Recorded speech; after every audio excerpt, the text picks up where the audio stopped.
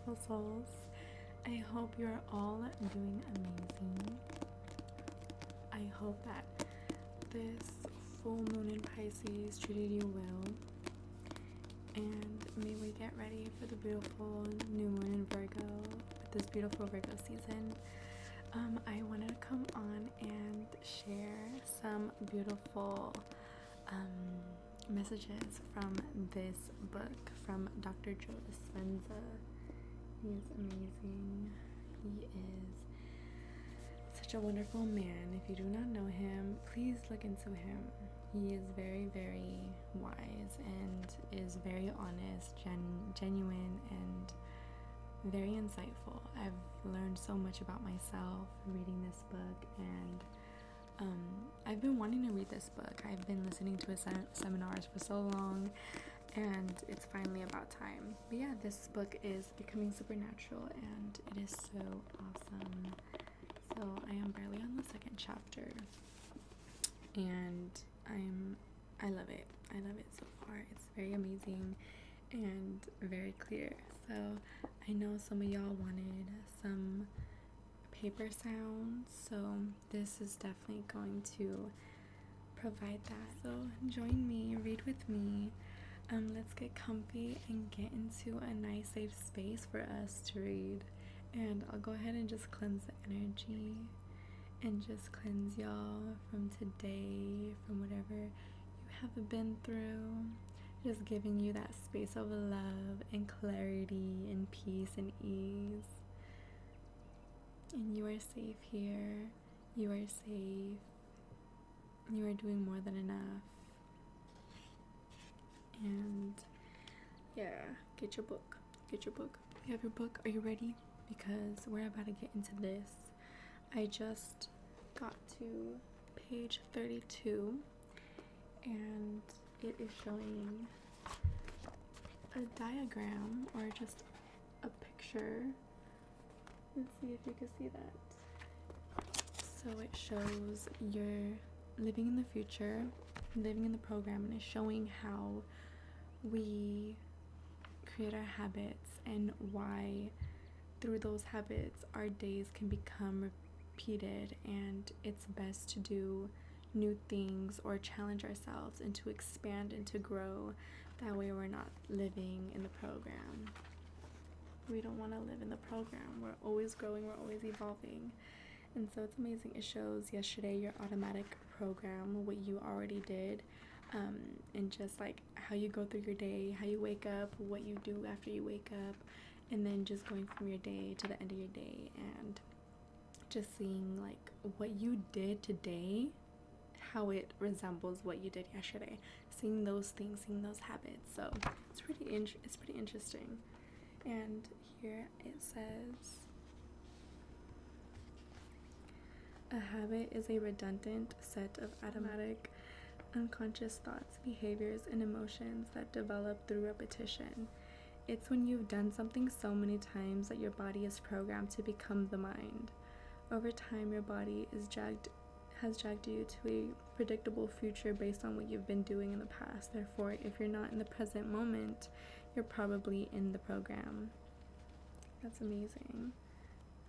Such a beautiful way to reground us to this beautiful present moment, to honor ourselves, to love the people that we're with, to honor the moments that we're with, the circumstances that we're in, and seeing everything through love and seeing everything through clarity. Like, what is this teaching me? What is this allowing me to grow in? The fact is, there is no room for the unconscious in a predictable life. But being predictable is not how the unknown works. The unknown is unfamiliar, uncertain, but it's also exciting because it occurs in ways you cannot expect or anticipate. So let me ask you, how much room in your routine, predictable life do you have for the unknown? How much room in your routine, predictable life do you have for the unknown? By staying in the known, following the same sequence each day, of thinking the same thoughts, making the same choices, demonstrating the same programmed habits, and recreating the same experiences that stamp the same networks of neurons into the same patterns to reaffirm the similar feeling. and familiar feeling called you. You are repeating the same level of mind over and over again. In time, your brain becomes automatically programmed to do any one of those particular sequence more easily and effortlessly the next time, and then the next time, and so on. As each of these individual steps merge into one complete step, thinking familiar thought of an experience of somebody or something at some place in some time will automatically create the anticipation of the feeling of the experience. If you can predict the feeling of any experience, you are still in the known. For instance, the thought of having a meeting with the same team of people you have worked with for years can automatically cause you to call up the emotion of what that future event will feel like. When you can predict the feeling of the future event because you've had enough past experience to make it known to you, you are probably going to be creating more of the same. And of course, you are right. But that's because you are the same. By the same means, if you are in the automatic program and you cannot predict the feeling of an experience in your life, you will probably be hesitant to engage with it. We need to look at one more aspect of thinking and feeling to get the full picture of what's happening when you keep living in the same state of being. This thinking-feeling loop also produces a measurable electromagnetic field that surrounds our physical bodies. In fact, our bodies are always emitting light, energy, or frequencies that carry a specific message, information, or intention. By the way, when I say light, I am not just referring to the light we can see, but to all spectrums of light, including X-rays, cell phone waves, and microwaves. In the same way, we also receive vital information that is carried on different frequencies, so we are always sending and receiving electromagnetic energy. That is so amazing. We are always, right now I'm sending you guys love and sending you guys just the best energies, and I hope you guys are calm and enjoying this time with me. This book, I am really excited, and I really intend to change and to evolve and to grow as I read this and I allow my mind to expand more and more every day. I learn so much just with myself, with others. I have been working on being calmer in every situation, no matter what comes up in my life, instead of reacting, just observing and responding. So yeah, it's been a wonderful journey to tap into these states that are me. And yeah, we're always growing into our highest selves, and that's the beauty of this life, growing and expanding and evolving in so many ways. I really am excited to read more of this. I'll read a couple more paragraphs.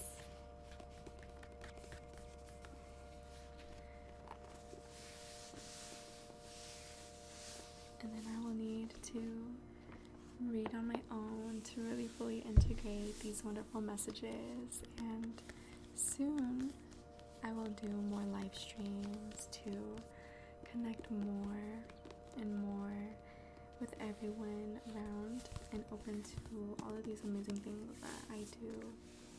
Alright, so next it says, here's how that works. When we think a thought, those networks of neurons that fire in our brain create electrical charges, when those thoughts also cause a chemical reaction that results in a feeling or an emotion, as well as when a familiar feeling or emotion is driving our thoughts. Those feelings create magnetic charges. They merge with the thoughts that create the electric charges to produce a specific electromagnetic field equal to your state of being. Think of emotions as energy in motion. When someone experiencing a strong emotion walks into a room, their energy, aside from their body language, is often very palpable. We have all felt another person's energy and intent when they are angry or when they're very frustrated. We felt it because they are emitting a strong signal of energy that carries specific information. The same is true of a sexual person, a person who is suffering, or a person who is very calm and loving energy. All those energies can be sensed and felt.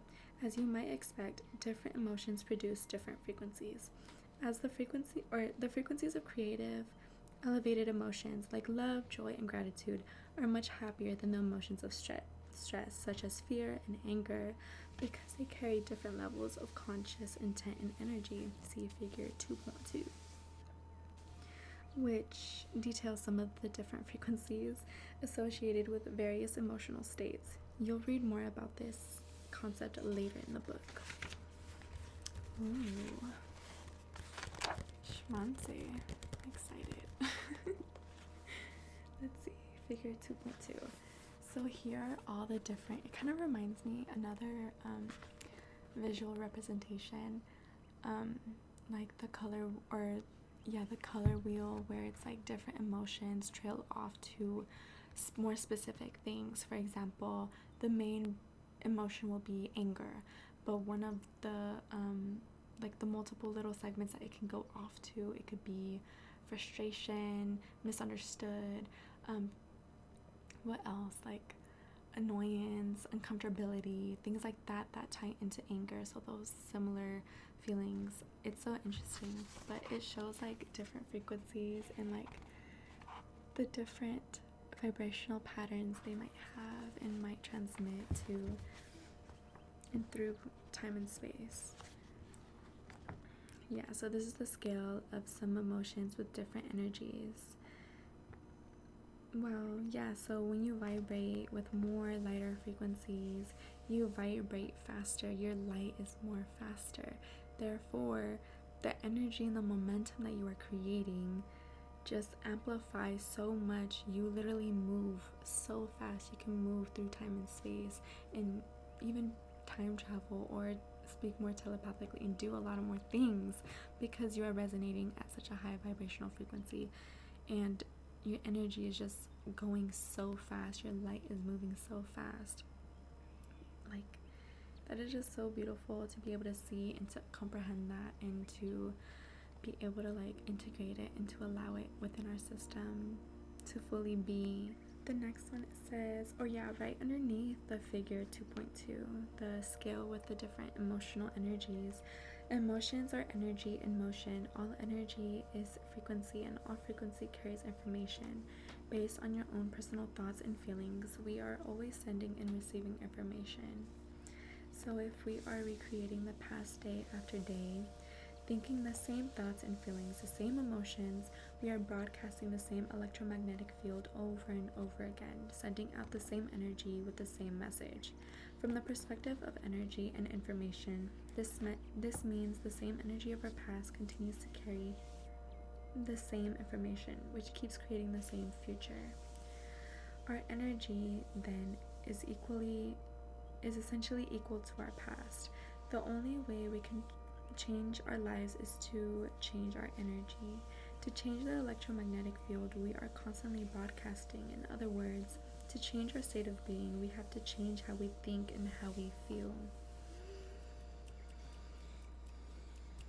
So many snaps. That is so amazing. I listen to a lot of Esther Hicks and Abraham Hicks, and just the channelings that Esther is able to transmit is just so powerful and so amazing, and it just resonates with this message.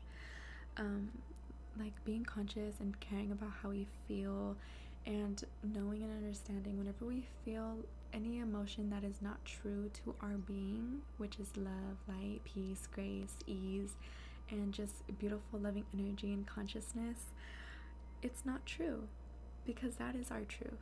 If it's outside of that, it's not true.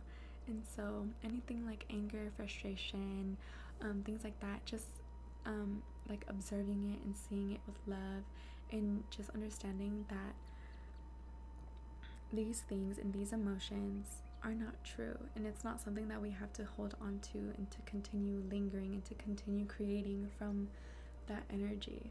And it's so beautiful how Esther puts it, like as soon as you have that thought or that negative belief coming up or anything like that, just stopping it immediately and moving to a feeling that feels better for you.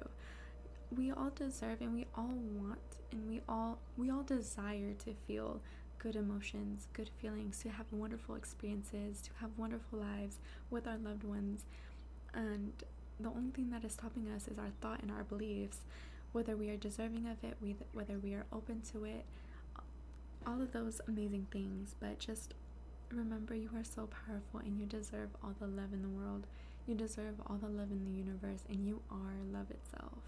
You are connected and intertwined with me and with this book and with these crystals, and you are intertwined with everything and all that is in the most beautiful way, because we are all one. We are all connected deeply, energetically. It's so amazing. And yeah, like recently I've been following the practices of, like, anytime I have any strong emotions come up, I just tell myself I'm calm, and I try to follow with deep breaths to calm down my nervous system, so I don't continue to go into those stress responses, like, oh my god, my body's getting hot, I'm getting sweaty, I'm getting, those just responses from my body, and just calming it down. And my nervous system will instantly just, like, okay, I'm safe, I'm good, I am here, I am whole, I deserve to feel good, I deserve to feel happy, and I deserve to look at this from the highest perspective possible. And that helps so much to de-escalate things, to not even create things that aren't even supposed to happen, and to flow better through everything that we face in life. And yeah, it's just so helpful when you can have those practices and be conscious and mindful of your thoughts and your feelings. But yeah, like, you deserve to feel good, you deserve to feel confident, you deserve to feel peace, ease, joy, grace within your body, grace with every interaction, grace with the money flowing into your life, and with all the beauty around you. And everyone has their own divine truth, so of course connect with what resonates with you, and leave the rest behind, and just follow your own truth. If you want to feel excited and high vibrational energy, go do that. If you want to feel more grounded, loving, calming energy, go do that. If you want to feel something else, you follow your heart. That's what really matters. And I'll read this last page, and then we'll go ahead and wrap up the beautiful energies that we have created for ourselves. So this says, the siphoning energy out of the present moment, electromagnetic field, all of the energy is commingled in this known timeline. Awesome. If where you place your attention is where you place your energy, the moment you place your attention on familiar feelings and memories, you are siphoning your energy into the past and out of the present moment. In the same way, if your attention is constantly on all the people you have seen, the places you have to go, and the things you have to do at certain times in your known familiar reality, then you are siphoning your energy out of the present moment and into the predictable future. Oh gosh, that's wow. I love how reading this book and, like, just understanding the things that can happen in your brain, because he is a neuroscientist, just amazing person. He does so much. I can't really say the full title, but it was something long. But yes, he's very conscious of just so much, and I'm just so grateful that he is able to put all this information out. If where you place your attention is where you place your energy, a key concept you'll read more about later in this chapter, then the moment you place your attention on a familiar emotion, your attention and your energy are in the past.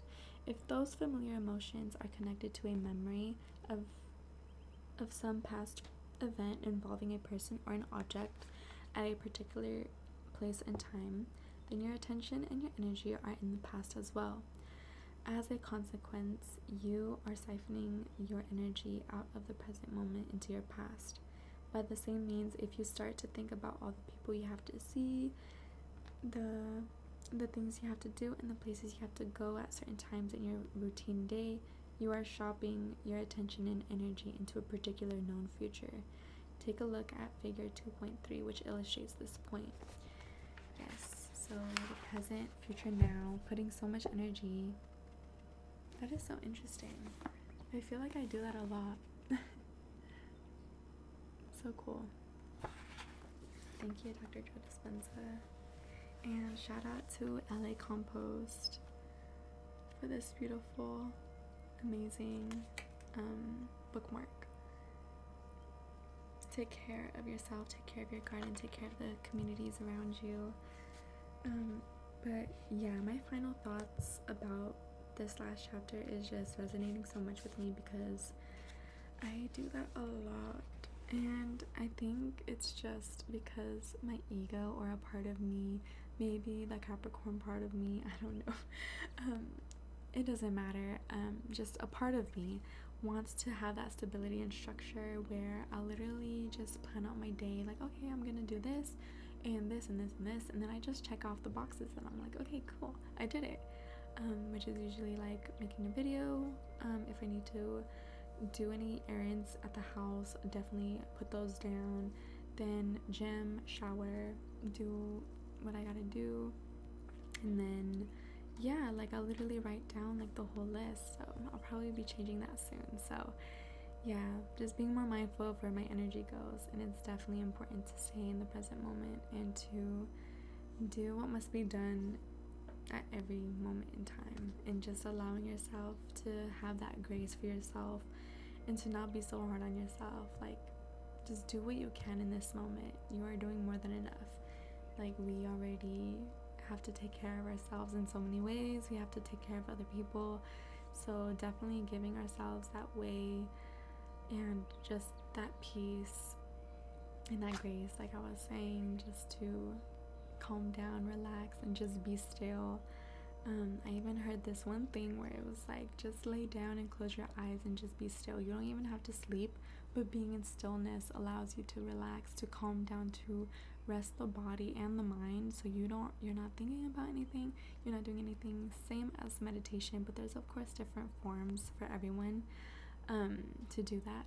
And so yeah, like, it's so true. I started doing that before, like I go in to do something that is more social, or that can just take more energy, or not take more energy, just but be allowing me to be more mindful of my energy and to do more things that are more active. Like, I'm able to relax before, be calm, center myself, and it's like you feel like you've slept for a really long time, but you haven't. And it's just a beautiful way to take care of yourself and to really honor yourself. And yeah, it's amazing. But yeah, thank you so much for joining me, and I hope that was kind of relaxing. I hope you gained a lot and were open and receptive to all the amazing insight that Dr. Joe Dispenza has. A lot of that's covered in these books are things that he has like talked about multiple times. However, they're just more condensed and just more digestible to fully understand the full picture, because sometimes the videos will just be bits and pieces of the full picture. So these books help so much. So yeah, shout out to him, and I wish you all the best night, day, rising, whatever you are experiencing. And I send you all so much love, peace, and harmony, and may you all be abundant and healthy and wealthy and surrounded by peace. Ashe, ashe. Blessings.